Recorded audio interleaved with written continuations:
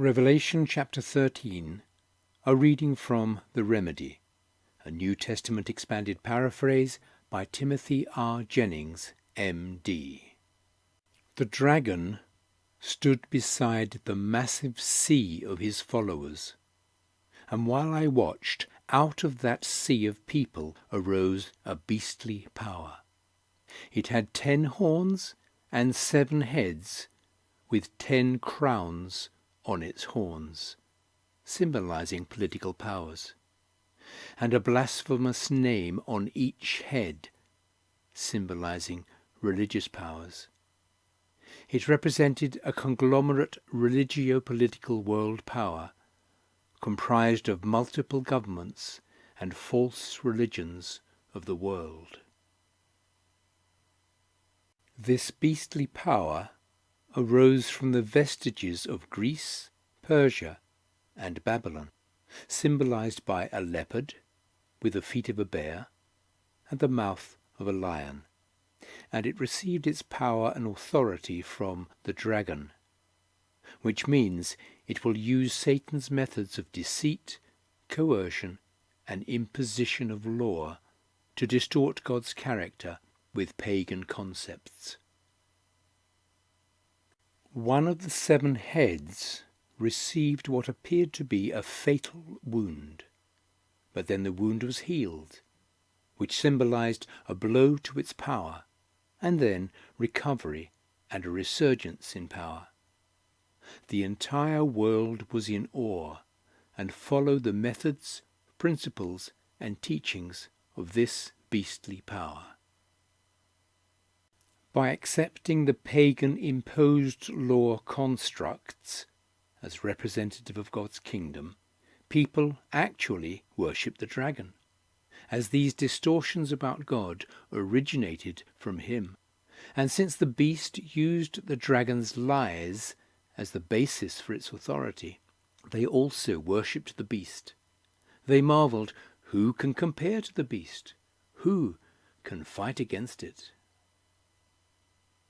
The beast had a mouth that boasted and blasphemed, and it exerted its power for 42 months, which symbolizes the manner in which this beastly system would misrepresent God's character and methods, while claiming to have God's authority to speak for him on earth. It blasphemes God and misrepresents his character, and distorts the reality of God's dwelling place and those who live in heaven. It wars against the saints with lies and distortions about God's methods and principles, teaching that God uses power, like an earthly emperor, to impose law, lord over the people, and inflict punishment for disobedience. It conquers the saints and infects the world, every tribe, nation, language, and people, with its lies about God.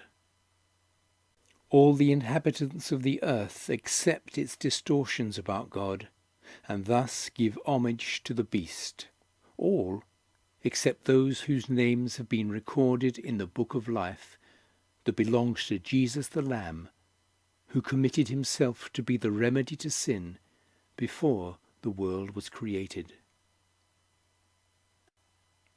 Those whose minds are open to truth will understand.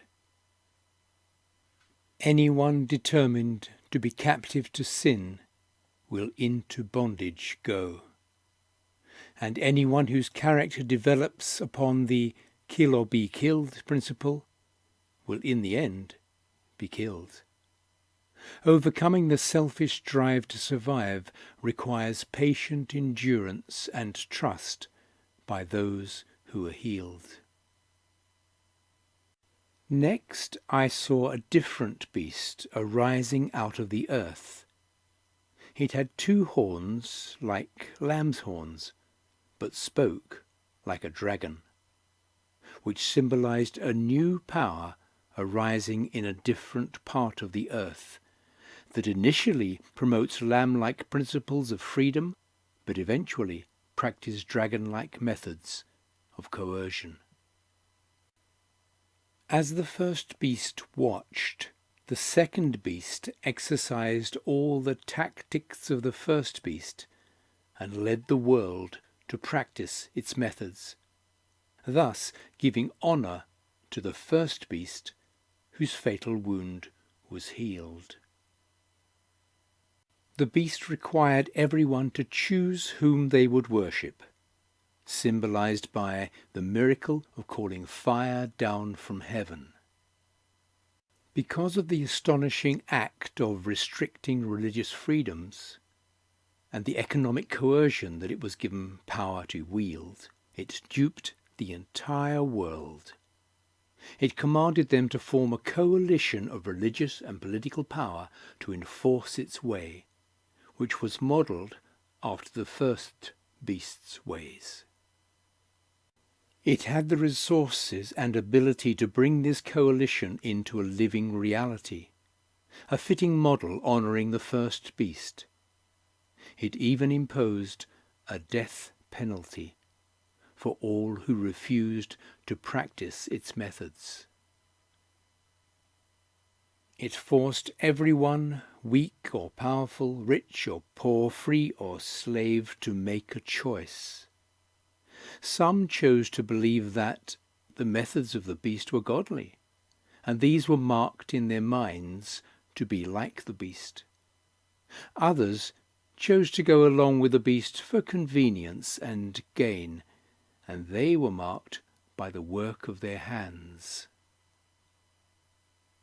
No one could buy or sell except for those who chose the methods of the beast and thus marked themselves as loyal, by embracing its character and being numbered as its followers. This calls for wisdom. Anyone with spiritual discernment, let him count the number of the beast. It is a human's number. The number is 666.